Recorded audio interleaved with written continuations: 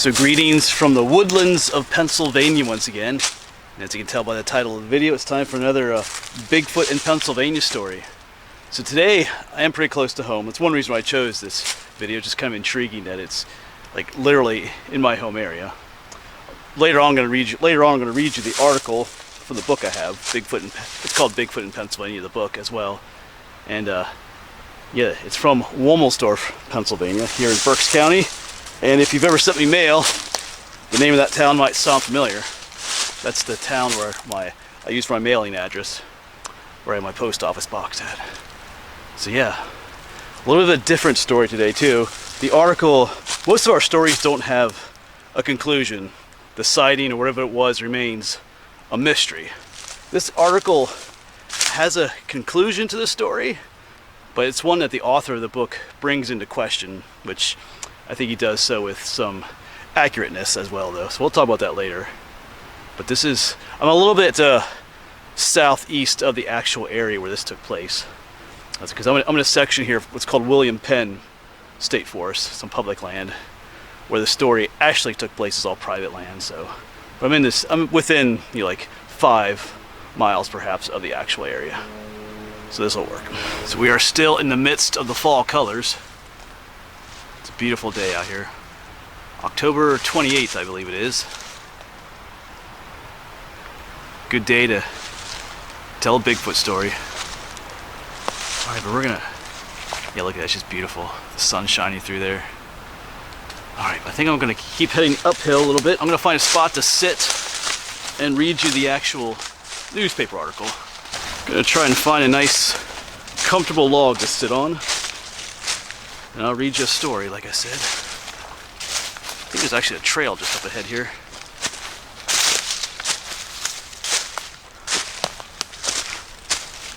Okay, so this story is from the book Bigfoot in Pennsylvania, which you can find on Amazon. It's by Timothy Renner. So on page 25 is our story. So we'll read this here together. I'll read this to you. Let me get my other glasses on, my reading glasses. Or as I tell my students, my old man glasses. Alright, here we go. Womelsdorf, December 29th. This takes place back in 1884. I should mention this book is mostly a series of like newspaper articles from back in the day, I guess you'd call it. For several months, the citizens of this village have been disturbed by the most unearthly yells coming from the hills. It was generally supposed that they emanated from some strange animal which had taken refuge in the rocks. Mr. Griesemer of the Bethany Orphans Home, which still exists today back that way, a Reformed church institution at the foot of the mountain, several times heard the screams. Franklin Catterman, Jacob Matthews, and Theodore Starts, all old hunters, followed up a trail for several hours, but were finally obliged to give up as they were led far up into the mountain fastness. Stones and rocks were rolled down the hill in their path, and they were obliged to dodge the missiles every now and then. Okay, so something's out in the woods. I think I'll read the next paragraph to you too. Here we go. Theodore Starts says he saw a living thing, half human, half beast. He stood still, the blood chilling in his veins. He had his gun with him, but he dared not shoot. He next started on a run, and to use his own words, flew down the hill and did not stop until he got home, not taking time to look whether the beast was following him or not. A party of employees at the Robsonia furnace shot at the beast but missed it. It is reliably stated that the managers of the furnace offered $200 for the animal alive and $100 for the dead body. For some weeks, every person has given the mountain a wide berth. Several farmers also lost sheep and chickens. Alright, so you've heard the story. So what do you think? Actually, I just found the trail I was looking for. So you can trip. Old forest trail here. I think we'll head up this way. Yeah, what do you think of the story? Now that you've heard it, what is it that the people were hearing or seeing? Remember, this dates back to 1884. So this is prior to all the modern Bigfoot craze stuff. And like I said at the beginning of this video, this story does have a conclusion to it that the author of the article back in 1884 gives as to what people were hearing and seeing. But the author of the book seems to disagree with the newspaper article's conclusion. Like I said, he makes some valid points about that. I haven't read the conclusion to it yet. I will a little bit later here. I'll let you ponder the story for a little bit first. So just remember some key points of the story. You know, some wild, inhuman, unearthly yelling in the woods. Some beast, half human, half animal. One group of hunters reported having to dodge rocks and other things that are being tossed down at them. All the hunters being scared, running home. No one going near the mountain because of what was supposedly up there. So as always, think about it. You decide. Before I tell you what the author of the newspaper article decided, you decide. Of course, it's kind of difficult to think about Bigfoot it's just a beautiful day out here, actually.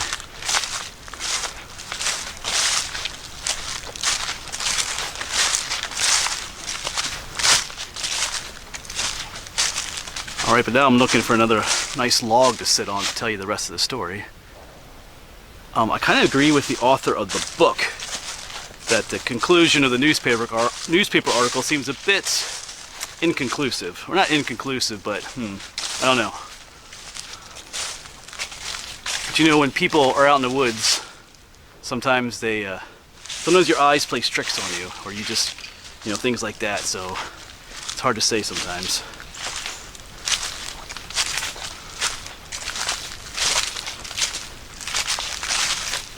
Alright, but I'm going to head off trail again. Just take a slight detour. There's always something down here. I kind of always wondered what it was. Let me see if I can find it again. Not that it's related to our Bigfoot story, but might make a nice place to sit again.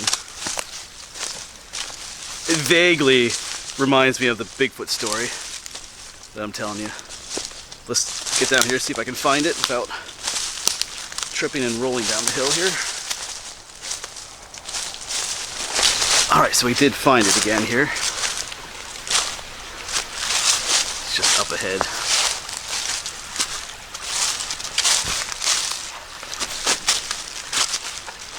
Yeah, it's like someone kind of made something here at one point. You can see there's stone stacked up. There's a nice little, I'm not going to call it a foundation exactly, but somebody made. It's definitely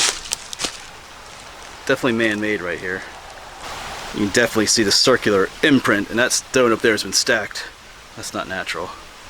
So, some of these are pretty big. So somebody utilized this for something at one point. It kind of reminded me of, stumble on these rocks. From a Bigfoot perspective, I'm just throwing it out there. Kind of reminded me of the story I'm about to tell you. When people went looking for what there was up in these hills. Alright. You tell me, what do you think this is right here? I've also wondered if this area has a link to another unrelated story in this area. There's the history of the Doan gang. I know I filmed some videos about them years ago. They were back in the 1700s. They were a gang of robbers, and they were in this area. In fact, they were ambushed in this area back in the 1780s. And there's legends of them having hidden some of their treasure in this area, in this valley down through here. So sometimes I kind of wondered, my imagination goes like, is this one of their hideouts or something up here in the hills? Is there perhaps something buried here?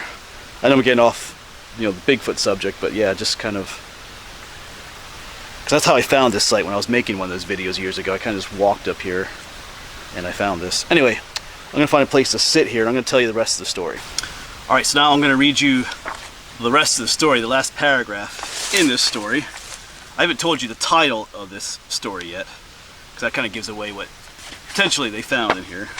Let me switch up my glasses again.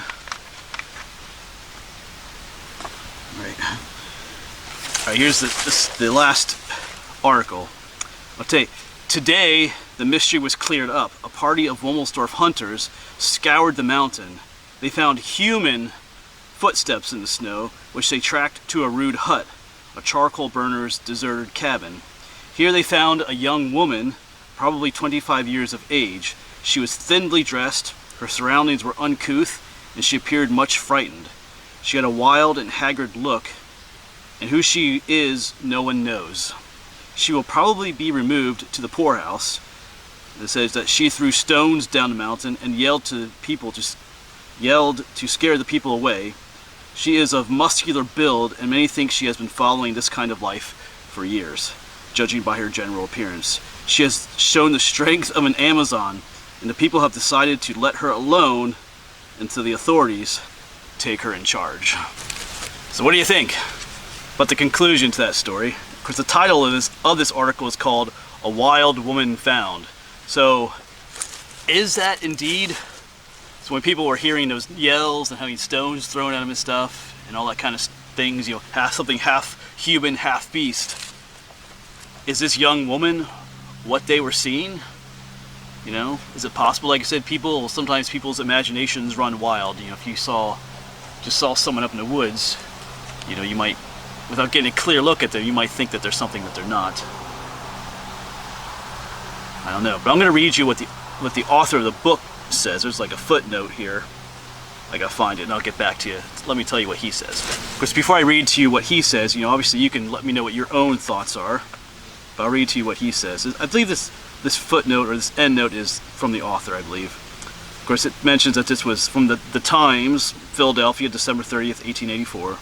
This article reads almost like a menu of Bigfoot encounters, unearthly yells, stone throwing, a half-human, half-beast who frightens an armed and experienced hunter so much that he runs all the way home. The reporter's solution to the mystery, a young woman living in an old cabin, does not seem to fit with the rest of the details. Perhaps there was a young woman and a Bigfoot creature. Perhaps the reporter was simply trying to come up with a reasoned explanation, or perhaps there really was a 25-year-old woman who was scaring experienced hunters off the mountain.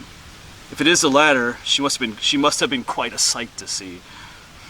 So the author is raising into question how a young woman could scare, you know, experienced hunters off the mountain, not just one but multiple hunters, so that people, you know, these guys would stay off the mountain. The idea that they would be so frightened by just seeing a young woman in the woods that it would cause such fright. You know, but like I said, maybe because, you know, sometimes, you know, like I said, your imagination kind of takes hold and you see more than there really is. But at the same time, I believe the author has a point. You know, is this young woman really the answer to what people were seeing and hearing out in these woods? It's possible, but maybe not at the same time. Like he says, could the answer be that there was a young woman and some other unknown creature out here in the woods at the same time? But I'm not sure myself, really. I slightly agree with the author, but like I said, at the same time, like I said, when people hear things out in the woods, and you know, back then people were a lot more superstitious too, so maybe a young wild woman out in the woods could cause that kind of fright, just because, you know, your mind is just running wild. Well, I don't know. Let me know what you think. I'm trying in my mind to think myself, how do I feel about that? But kind of mixed feelings. But anyway, like I said in the comments, with all these videos, you know, you decide. Does the author of the book have a point, or does the reporter back in 1884 have the real answer or the real solution to what people were seeing and hearing out here? And as I'm thinking about the Bigfoot story too, I'm still sitting here in that little circular place thinking about the Doan gang. Kind of feel like bringing a metal detector up here, just seeing what's up here perhaps. And on that note, I am thinking about starting up a series like that again. Like I said, several years ago, I started a series on like treasure in Pennsylvania and stories like that. I'm thinking about starting that up again this winter or late autumn, doing another series like on the Doan gang and other places where treasure could be hidden in Pennsylvania. And we did a little bit like that this past or last summer, was it, with the Dense Run Gold. Anyway, let me know what you think about that too. You know, let me know what you think about the Bigfoot story I told you, but also if you would like to see some videos on that line. Like, it'll be a whole new channel series, you know, Treasure in Pennsylvania or something like that. Thinking about doing that again. Anyway, just something to add on to this video. Something I'm thinking about as I'm sitting here thinking about Bigfoot and treasure at the same time. And my mind's kind of...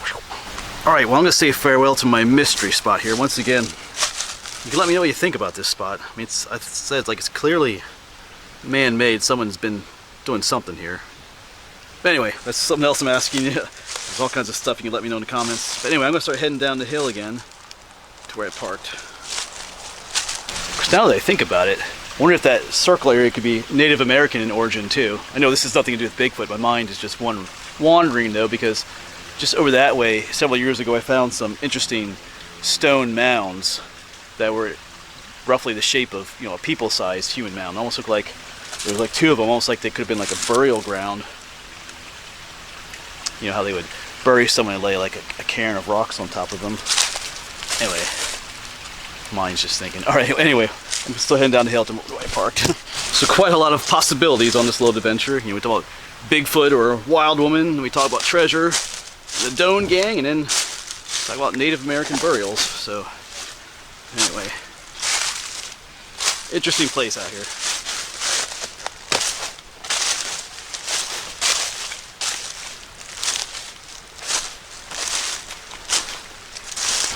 But that'll be it for this video then. I kind of asked a lot of you in this video, comment-wise, but I do read your comments. I know I don't comment back all the time. I get a lot of comments. You know, I upload almost every day, and I'm getting hundreds of comments and messages every week. So it's difficult to respond, almost impossible in some ways to respond to every comment. But I do read them all.